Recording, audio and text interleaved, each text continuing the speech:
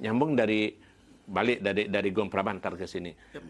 Boleh nggak dicerita, ada nggak, suka duka pasti banyak. Tapi yang paling berkesan mungkin 1-2 yang dialami apa Gom Praba selama ya dari konser tampil-tampil masyarakat tuh, pengalaman yang tak terlupakan mungkin. Pernah main di Pica Fest 2022 sih. Oke. Karena saya dari dulu impian,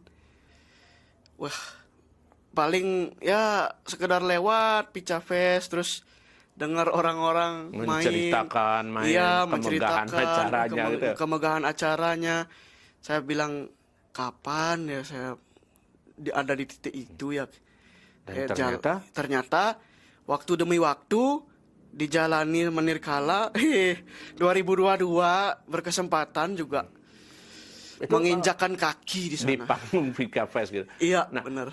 waktu itu sempat nggak perasaannya gimana? Karena kan kalau boleh bilang ini kan bagi dua kutub yang berbeda kan. Pica Fest itu orang cenderung lihat bahwa musiknya itu sebagian besar kan musik keras. Ini tiba-tiba nongol satu band bawakan kebanyakan lagu berbahasa Bali, band tunanetra. Nah, sempat nggak ada pertanyaan gitu atau gas kan gitu gimana? Kalau kita sih gas aja dengan tetap pada karakter kita. Dan respon penonton waktu itu gimana? Respon antusias sih.